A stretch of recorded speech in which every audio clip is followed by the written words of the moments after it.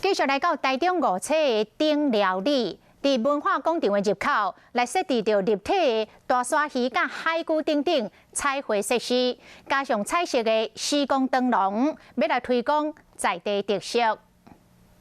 囡仔美入鲨鱼的喙孔内，搁结合一镜表情，看起来袂输要互鲨鱼食去共款，煞来搭伫海龟顶做翕相，算甲真欢喜。这是顶寮里的文化广场最近新增加立体卡彩绘设施，增加海线的观光景点。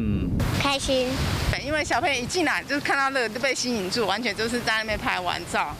今年里长除了增加海洋的意象设施以外，佮重新设计彩色的冠骨施工走廊。讲起着五车历史，里面就是配合渔网啊，利用阳光下去，很漂亮的一个图腾。